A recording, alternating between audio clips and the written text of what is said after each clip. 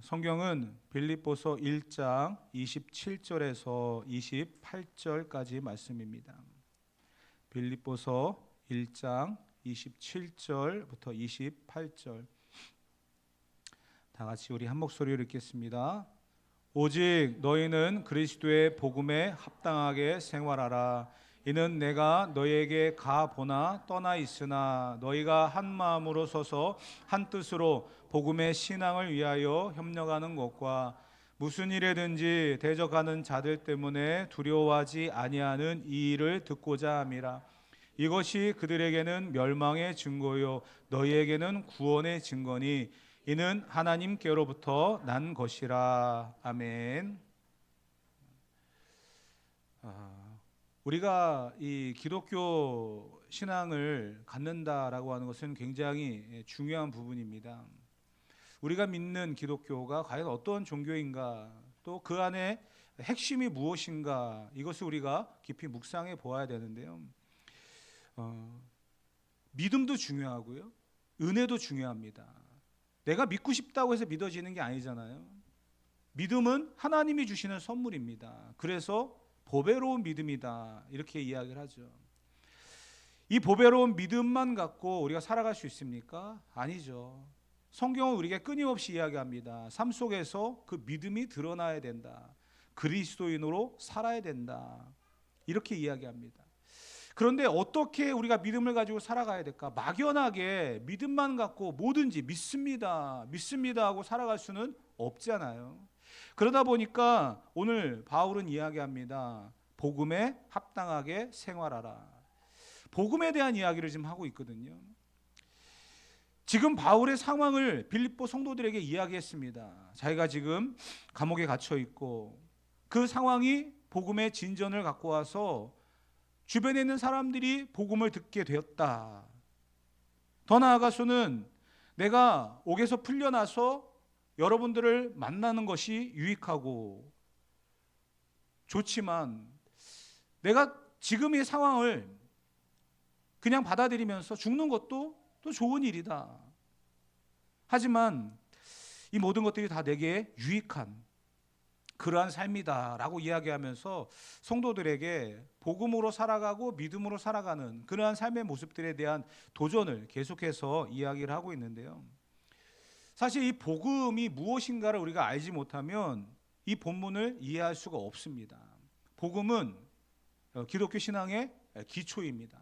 굉장히 중요한 그런 부분이죠. 이 단계를 거쳐가야 우리가 믿음도 견고해지는 거고요, 은혜가 무엇인지도 이해가 되어지고요, 우리의 삶이 더 견고하게 세워져 갈 것인데요. 이 복음이라고 하는 단어를 끌어안으면서 한 주간 이 말씀을 묵상할 때에는요, 저에게도 이 복음이라고 하는 것이 굉장히 떨리는 그런 단어예요. 쉬운 것 같지만 이것을 전달하는 게 참 쉽지 않은 그런 본문이기도 하고요, 단순한 것 같지만 굉장히 어려운 것이 바로 이 복음이거든요. 그래서 이 복음을 하나하나씩 여러분들과 풀어나가면서 왜 바울이 복음에 합당하게 생활하라 라고 말했는가, 복음이 무엇이기에 그렇게 살아가라고 말을 하고 있는가, 그것을 우리가 깊이 한번 생각해 보려고 합니다. 바울은 복음에 합당하게 생활하라 라고 일단 먼저 이야기를 하고 있거든요. 생활에 대한 문제를 이야기했어요. 그렇게 살아라, 그러니까 복음을 가지고 살아가라 라고 되어 있습니다. 어떻게 사느냐, 이게 중요한 문제거든요. 당시에 빌립보 지역이라고 하는 곳은 휴양지입니다. 그리고 로마의 은퇴한 군인들이 머무르는 그런 장소였습니다. 로마의 시민권을 갖고 있다는 것은 굉장히 큰 특권이었고요, 그들이 그곳에서 머물면서 삶을 즐기는 거죠. 은퇴 이후의 삶을 즐기는 그러한 장소였습니다. 그러니까 빌립보 교회 성도들은요, 자기 주변에 로마에서 군인으로 은퇴한 사람들, 그러한 사람들, 로마의 시민권을 갖고 있으면서 특권을 누리고 있는 그런 사람들을 본다는 거예요. 그렇기 때문에 바울이 복음에 합당한 생활을 하라라고 말할 때 그것은 너희가 복음의 특권을 가지고 살아가라, 로마의 시민권을 가지고 빌립보에 살아가고 있는 그 사람들을 보는 것처럼 너희들도 복음의 특권을 가지고 살아가라, 이렇게 말하고 있는 거거든요. 복음에 대한 자부심을 갖고 살아가야 되고요, 복음에 대한 깊은 깨달음, 우리가 갖고 살아가야 된다라고 이야기하는데, 복음이란 과연 무엇인가? 복된 소식, 기쁜 소식, 좋은 소식이라고 해석을 합니다. 그러면 이 복음이 성경에만 적용이 되느냐? 그러진 않거든요. 기쁜 소식이 성경에만 있을까요? 아니잖아요. 여러분들의 소원이 충족이 되어지고 더 유명해지고 더 인정을 받고 더 부자가 되고 더 건강해지는 거, 그것도 좋은 소식 아닙니까? 그게 복음일 수도 있어요. 그런데 성경은 이러한 일상에 일어날 수 있는 그러한 좋은 소식, 기쁜 소식을 뛰어넘는 그러한 복음을 이야기하고 있습니다. 로마서 1장 1절부터 4절까지 이런 말씀을 기록해 놨습니다. 성경을 다 같이 읽어봅시다. 예수 그리스도의 종 바울은 사도로 부르심을 받아 하나님의 복음을 위하여 택정함을 입었으니, 이 복음은 하나님이 선지자들을 통하여 그의 아들에 관하여 성경에 미리 약속하신 것이라. 그의 아들에 관하여는 말하면 육신으로는 다윗의 혈통에서 나셨고 성결의 영으로는 죽은 자들 가운데서 부활하사 능력으로 하나님의 아들로 선포되었으니 곧 우리 주 예수 그리스도시니라. 아멘. 즉 성경이 말하고 있는 복음이라고 하는 것은, 기쁜 소식, 좋은 소식이라고 말하는 것은 구약에 예언되어 있던 선지자들을 통해서 말씀하셨던 그 아들에 관한 내용이 이루어졌다라는 거예요. 그토록 기다리고 기다렸던 그 아들에 관한 내용, 다윗의 혈통으로 이 땅에 오셔서 죽으시고 부활하셔서 그 구원을 이루시는 그 아들에 관한 이야기, 그렇게 기다리고 기다렸던 그 메시아에 대한 이야기, 그것이 이루어졌다. 그래서 기쁘다라는 거예요. 그것을 복음이다라고 이야기합니다. 우리가 신약을 시작하는 그 내용들 속에서 보면, 특별히 세례 요한이라고 하는 사람이 나는 내 뒤에 오시는 분의 신들매를 풀기조차 감당할 수 없는 사람입니다. 나는 광야에서 외치는 자의 소리에 불과합니다 라고 하면서 회개의 세례를 베풀며 수많은 사람들에게 인기를 받는 그런 사람이었지만, 억울하게 감옥에 갇혀서 헤롯에게 죽임을 당하는 그 순간까지 그는 메시아를 기다렸던 사람입니다. 그리고 자기의 위치를 정확하게 알고 살아갔던 사람입니다. 감옥에 갇혀있는 상황 속에서도 제자들을 보내면서 오실 그분이 당신입니까? 아니면 내가 또 다른 일을 기다려야만 합니까? 물어볼 정도로 메시아를 갈망했던 사람입니다. 그것만 보더라도요, 당시에 유대인들이라고 한다면 메시아를 다 기다리고 있었다는 거예요. 로마의 식민지하에서 탄압을 받고 있는 그 상황, 400년 동안 선지자도 없고 메시지도 없었던 그러한 시대, 암흑기와 같은 그 시대에 다시금 메시아가 등장해서 자기들을 해방시켜주고 또 이끌어갈 수 있는 그런 지도자가 될 것이다라고 하는 기대감, 그들에게는 그것이 있었다는 거예요. 그런데 그분이 오셨다는 거죠. 그토록 기다리고 기다렸던 그분이 이 땅에 오셨다는 거예요. 그렇기 때문에 좋은 소식, 기쁜 소식, 복음이라는 겁니다. 문제는 근데 뭐였습니까? 그분을 십자가에 죽였다는 겁니다. 그렇게 기다렸던 분이, 그렇게 바라고 원했던 분이 자기들이 생각할 때는 아닌 거예요. 그래 결국 그들은 십자가에 예수님을 못 박는, 그래서 십자가에 죽이는 그러한 일을 하게 되어집니다. 그래서 사도들은 이야기하는 거예요. 한 가지만 딱 이야기합니다. 너희가 십자가에 못 박아 죽인 그 예수가 그리스도다. 이게 복음이라는 거예요. 이 복음을 듣는 순간 사람들의 마음은 어땠을까요? 찔림을 받고 회개하고, 그래서 3,000명, 5,000명 그 복음을 듣는 사람들이 변하여서 구원받는 역사들이 일어났다는 겁니다. 그토록 갈망하고 그토록 기다렸던 복음을 듣게 되었고 만났기 때문이에요. 사랑하는 성도 여러분, 복음은 다른 게 아닙니다. 하나님의 아들 예수 그리스도예요. 그분 자체가 복음인 거예요.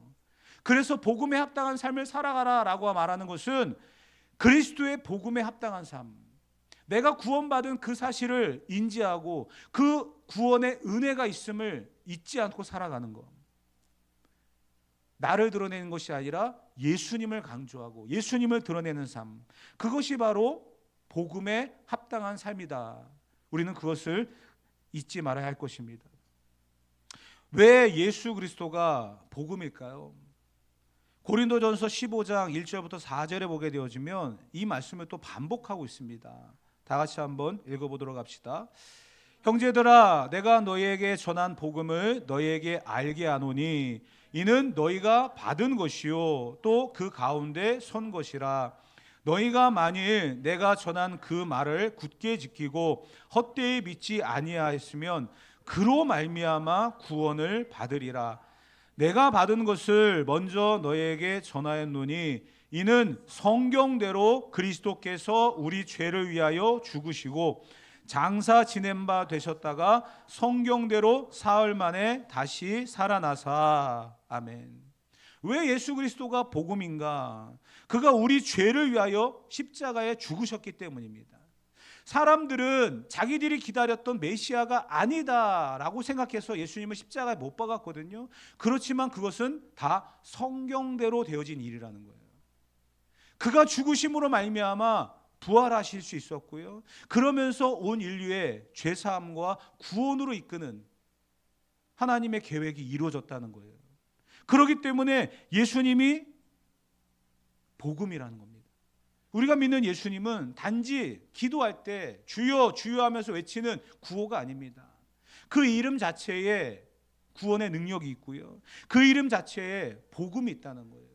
그 사실을 우리가 잊지 않고 이 이름을 부를 수 있어야 한다는 것입니다.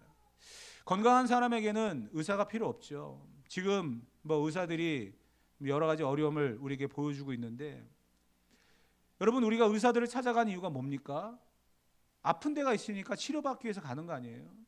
근데 확실하게 뭔가 드러나는 그러한 병이 있으면 그냥 눈으로만 봐도 약을 처방받고 치료를 받습니다. 근데 그러지 않은 경우는 우리가 정밀 기계에 의지해야 되겠죠. MRI라든지 CT라든지 뭔가 정밀 기계에 의지해서 우리의 구석구석을 살펴보고 아픈 곳을 체크합니다. 성경은 우리를 체크하는 MRI와 같습니다.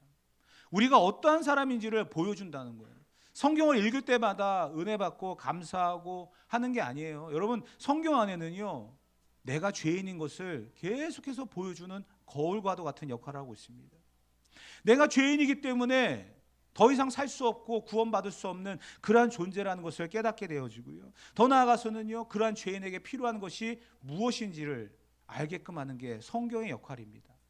로마서 3장 10절부터 12절 다 같이 한번 읽어보도록 하겠습니다. 기록된 바 의인은 없나니 하나도 없으며 깨닫는 자도 없고 하나님을 찾는 자도 없고 다 치우쳐 함께 무익하게 되고 선을 행하는 자도 없나니 하나도 없도다. 아멘. 인간의 문제가 뭘까요? 죄인이라는 거예요. 근데 그 사실을 모른다는 거죠. 내가 지금 병들어 있는데도 불구하고 병들었다는 사실을 모르고 살아간다는 거예요. 성경은 우리를 진단하고 있습니다. 우리가 죄인이라는 것을 끊임없이 이야기하고 있습니다. 그런데 이 사실을 받아들이려고 하지 않는 거예요. 내가 지금 아파요. 치료를 받아야 됩니다. 병들었기 때문에 누군가의 도움을 받아야 됩니다. 그런데 그걸 무시한다는 거예요.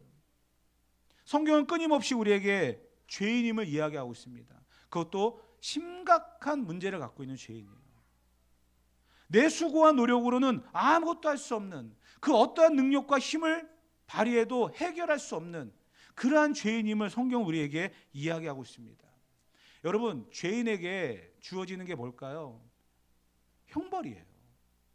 죄를 지었으면 마땅히 벌을 받아야죠. 하나님의 진노가 죄인에게는 있습니다. 그런데 여러분, 우리가 왜 죄인인데 하나님의 진노를 받지 않을까요? 그 이유가 있어요. 로마서 1장 18절부터 23절 말씀 다 같이 한번 읽어보도록 하겠습니다.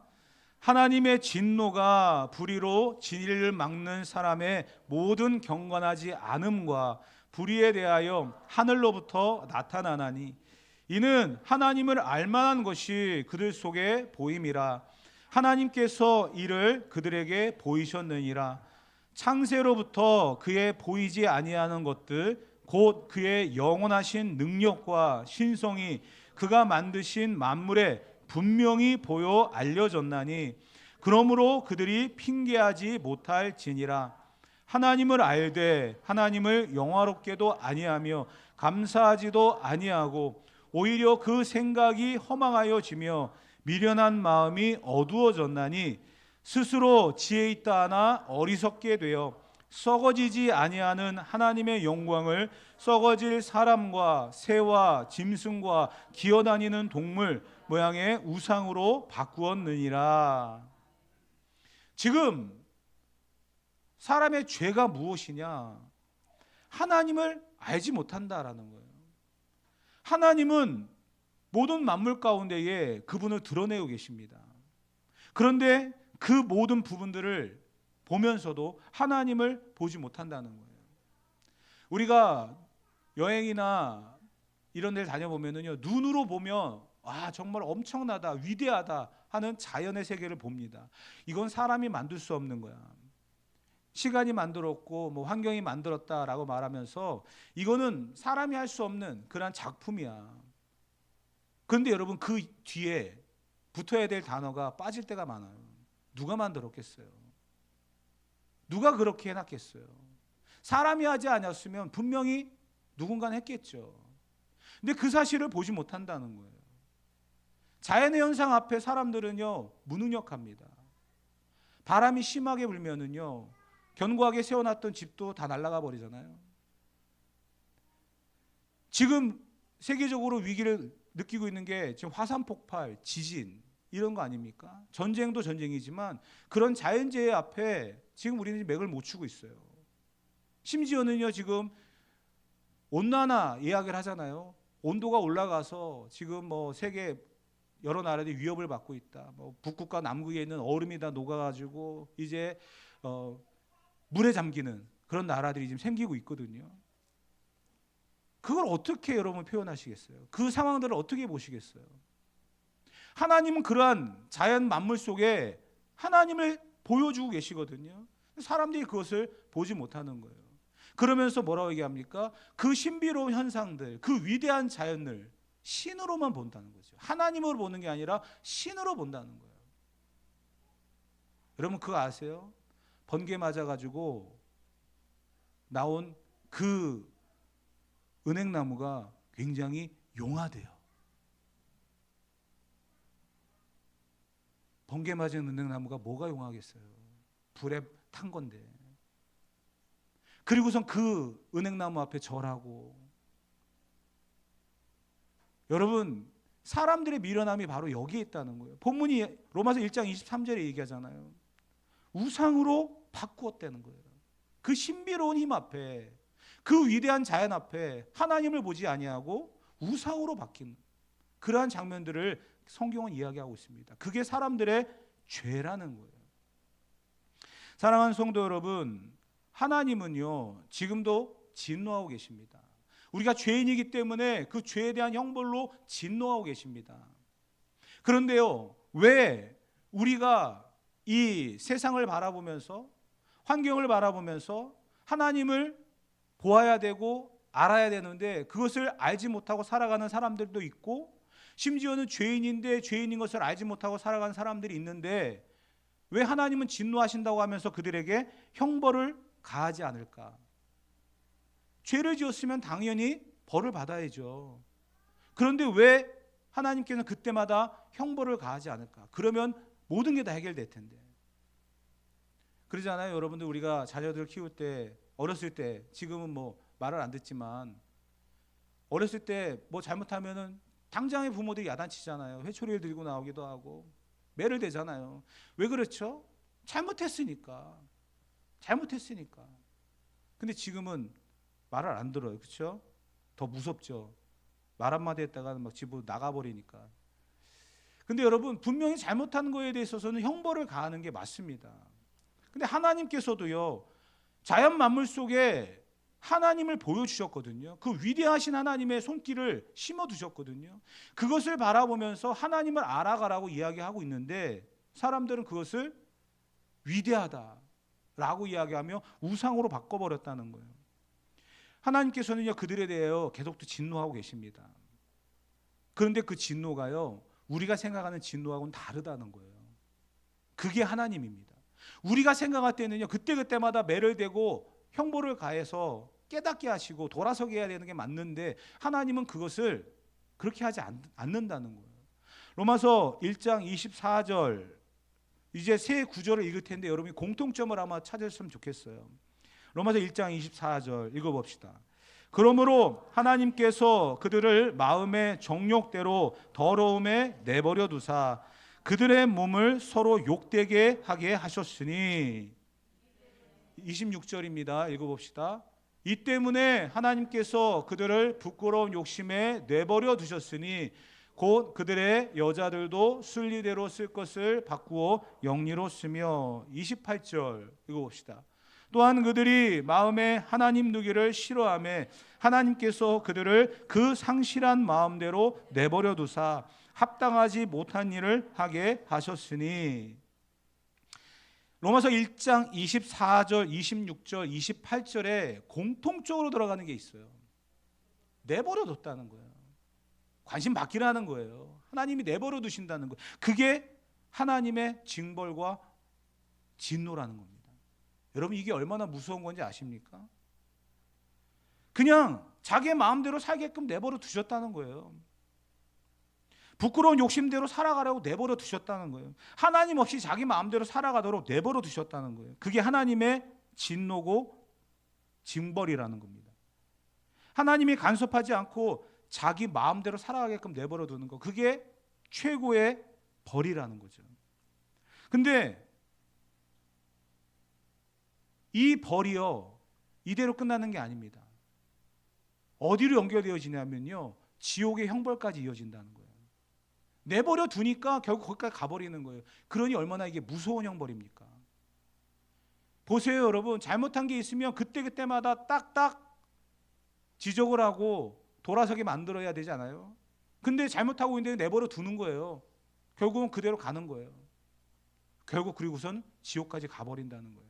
이게 얼마나 무서운 하나님의 진노인지를 우리는 분명히 알아야 됩니다. 그런데 이런 하나님께서 모든 만물들 그 가운데에 우리를 두시고 하나님을 보게 하셨는데 그 가운데서 내버려 두는 사람이 있는가 하면 하나님께서 택하시는 사람이 있다는 거예요. 그게 은혜인 거죠. 똑같은 자연 만물을 보면서 아 위대하구나, 엄청나구나, 이거는 카메라로 담을 수 없어, 눈으로 담아야 돼 하며 보고 끝나는 사람이 있는가 하면 아 정말 주님의 높고 위대하심, 내 영혼이 찬양하네, 하나님이 지으신 이 세계를 내가 봅니다, 감사하는 사람이 있다는 거죠. 다르다는 거예요. 여러분 불신자들도 열심히 공부해서 성적을 낼 수 있어요. 열심히 살면 땀의 대가를 얻을 수 있어요. 열심히 건강을 위해서 운동하면 건강해질 수 있어요. 한 분야에 열심히 종사하면요 전문가가 될 수 있어요. 그런데 여러분 그게 중요한 게 아니에요. 구원의 특별한 은혜가 없으면 그 자체가 하나님의 벌이라는 거예요. 여러분 문제는 그렇게 살다가 죽으면 영원한 지옥에 영원한 버려둠을 당한다는 거. 그게 바로 우리가 다시 한번 이 말씀 복음을 집중해야 될 이유인 것입니다. 여러분 왜 지옥이 무서운지 아십니까? 거기에 뭐 말씀을 드렸지만 그 환경이 문제가 아니에요. 여러분 그곳에 뭐 꺼지지 않은 불이 있고 뭐 고통이 있고 엄청나게 지저분하고 두려운 것들이 가득한 거 맞습니다. 그러나 그거보다 더 심각한 게 뭐냐면 하나님의 은혜가 한 방울도 없다는 거예요. 하나님의 자비하심이 하나도 없다는 거예요. 그게 지옥입니다. 내버려 두실 때 끝까지 내버려 두시니까 결국 그렇게 된다는 거예요. 여러분 그 하나님의 은혜도 없고 자비도 없고 진노만 가득한 그곳을 향해 나아가는 게 축복입니까? 그게 징벌인 거예요. 저와 여러분들이 이 땅을 살아가면서 의인도 없고 하나님을 찾는 자도 없고 지옥을 향해 나아갔던 우리입니다. 그런데 우리에게 특별한 은혜가 임해서 복음을 듣게 하셨다는 거예요. 예수님이 그리스도라는 거, 십자가에 못 박아 죽임을 당한 그 예수가 하나님의 아들이라는 거, 그것을 듣게 하셨다는 거예요. 그래서 그게 복음이고 기쁜 소식인 겁니다. 그 사실을 듣고 천국을 향해 갈 수 있는 소망을 주셨다는 거예요. 여러분, 그렇기 때문에 얼마나 큰 은혜입니까? 구원을 받을 만한 자격이 아무것도 없는데.